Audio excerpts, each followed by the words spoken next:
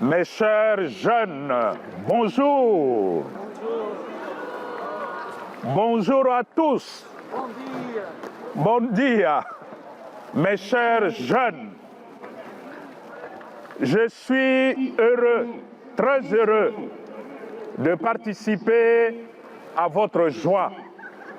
Normalement, nous ne devrions pas être ici parce qu'il s'agit de journée mondiale des jeunes. Mais nous sommes là, je suis là pour participer, partager avec vous votre joie à ce rendez-vous avec le pape François. Vous êtes venus rencontrer le Saint-Père pour écouter le pape François autour du thème « Marie s'éleva et partit en hâte ». Luc 1, 39. C'est le thème principal de ces journées mondiales de la jeunesse. La série de catéchèses ou des rencontres dites Rise Up, amorcée depuis mercredi et qui se clôture aujourd'hui, s'inscrit dans cette dynamique-là. Comme nous le savons, Rise Up signifie se mettre debout, s'élever pour aller à la rencontre de l'autre, à la rencontre du pape François, à la rencontre de Dieu. Les 2 premières journées des catéchèses, le mercredi, le jeudi, nous ont permis d'exploiter les thèmes de l'écologie intégrale et de l'amitié sociale. Thèmes qui sont très chers au pontificat du pape François. La catéchèse de ce vendredi, pour mieux dire la méditation de ce vendredi 4 août, a comme thème de réflexion la miséricorde. La miséricorde, qui est un autre point focal du pontificat du pape François. Le point de départ de notre méditation sur la miséricorde est justement l'évangile qu'on vient de nous proclamer. Luc 2, 15 à 12. Lorsque les bergers ont reçu l'annonce de la naissance par les anges, ils se sont mis en route, en toute hâte, vers Bethléem pour voir ce que le Seigneur leur avait fait connaître par la voix de l'ange. C'est cette même urgence de la mission qui s'impose à vous, les jeunes d'aujourd'hui. Mes chers jeunes, il y a urgence. Levez-vous donc, mettez-vous en route ensemble, prenez en main votre responsabilité, votre avenir et soyez des artisans d'un monde meilleur qui soit le reflet du message miséricordieux de Dieu. Urgence. Se mettre debout, s'élever et partir pour apporter cet évangile, ce message de miséricorde aux autres. Mais la question qu'il s'y de se poser maintenant, mais c'est quoi la miséricorde? Quel est le contenu de ce message que le Seigneur veut nous donner aujourd'hui et que nous devons apporter aux autres avec hâte à propos de la miséricorde, qui est le thème principal de notre méditation. Saint Luc écrit: la miséricorde de Dieu s'étend d'âge en âge sur ceux qui le craignent. Luc 1, 50. Mais c'est quoi la miséricorde? Mes chers jeunes, la miséricorde est un mot qui nous ramène ou nous renvoie à la nature profonde de Dieu. Une des traductions de Matthieu 5, 28 dit précisément: vous donc, soyez miséricordieux comme votre Père céleste est miséricordieux. Matthieu 5, 48. Nous nous souviendrons qu'en l'année sainte 2012, dédiée à la miséricorde divine, le cardinal Walter Kasper, c'est un cardinal allemand, il a écrit un livre au titre évocateur. Et le titre c'était « Miséricorde, notre fondamental de l'Évangile, clé de la vie chrétienne ».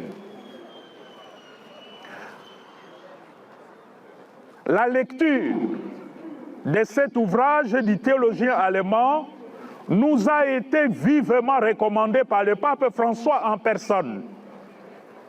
À l'occasion, le pape François nous rappelait que la miséricorde est le nom de Dieu, l'attribut biblique fondamental de la divinité. Mais que signifie le mot miséricorde? D'où vient ce mot? Comment comprendre l'affirmation selon laquelle Dieu est miséricordieux ou Dieu est miséricorde? Miséricorde vient du mot latin misericordia, c'est facile, misericordia, qui est une contraction de deux mots. Misereo, qui signifie avoir pitié. Misereo, avoir pitié. Et cors, qui signifie cœur, le cœur. La miséricorde, si nous mettons les deux mots ensemble, est donc l'expression de ce cœur qui a pitié. Miséricorde, le cœur qui a pitié. Ainsi, dire que Dieu est miséricorde, c'est affirmer que Dieu a pitié. Il montre davantage de compassion envers nous, bien au-delà de ce que nous méritons. En d'autres termes, le Dieu miséricordieux est ce Père qui pardonne toujours, qui donne au-delà de ce que nous pouvons espérer, qui nous aime d'un amour débordant et infini. Comment donc comprendre alors l'affirmation selon laquelle la miséricorde du Seigneur s'étend d'âge en âge? Qu'est-ce que cela signifie? On peut déduire deux significations. Si nous disons que la miséricorde du Seigneur s'étend d'âge en âge, cela signifie d'abord que la miséricorde du Seigneur est de toujours. Parce que la miséricorde est son nom et sa nature. La nature de Dieu, c'est la miséricorde. Dieu ne peut pas se départir de sa miséricorde. S'il est Dieu, il est nécessairement un Dieu miséricordieux, si on veut. Elle est inclusive à Dieu.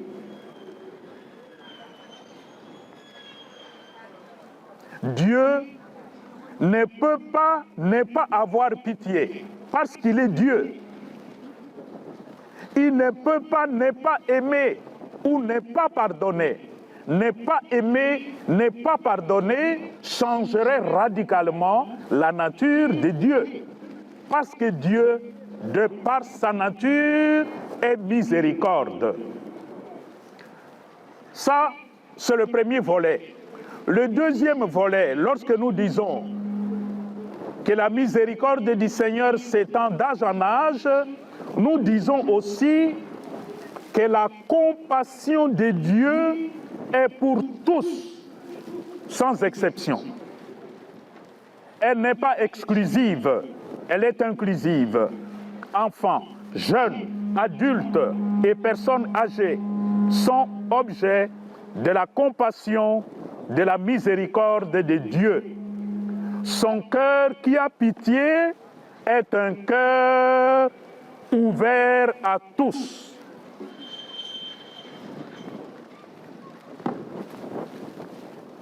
Mes chers jeunes, quand nous entendons tout ça, mais on peut se poser des questions, mais est-ce que c'est possible d'expérimenter cette réalité dans notre vie?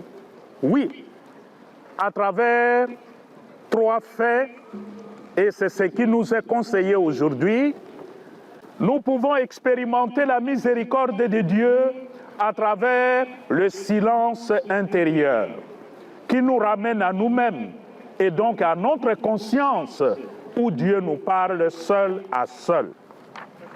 Savoir s'arrêter et se tourner vers l'intérieur de soi. C'est là que tu entendras la voix de Dieu qui te parle cœur à cœur et il te fera découvrir certains aspects de ta propre vie. Le deuxième élément, c'est la contemplation du Christ crucifié et ressuscité. Nous le faisons en contemplant la croix, en faisant l'adoration, le Christ, sacrement de réconciliation universelle. Et naturellement, cela conduit au sacrement de la pénitence et de la réconciliation. Ce sont des moments qui nous aident justement à comprendre que Dieu est présent dans ma vie et ce Dieu-là, c'est un Dieu miséricordieux. Mes chers jeunes, aller aujourd'hui en mission en toute hâte et en toute urgence, c'est être témoin et messager de cette miséricorde de Dieu. Expérimentez d'abord dans votre propre vie que Dieu vous aime et qu'il a un projet sur vous, un projet particulier sur vous malgré vos faiblesses, malgré vos limites. Dieu a un projet sur chacune de vous. Et le deuxième enseignement, Dieu n'a pas seulement un projet sur vous, mais Dieu veut vous utiliser comme un instrument de sa miséricorde. Vous envoyez en mission pour être porteur, messager de sa miséricorde. Voilà pourquoi aujourd'hui nous allons méditer sur la croix, sur le Saint-Sacrement, et pendant ce temps, nous allons faire le silence intérieur pour chercher dans ma vie comment Dieu se montre en moi en tant que Dieu miséricordieux et en quoi il m'envoie pour porter le message de sa miséricorde envers mes frères et sœurs. Amen.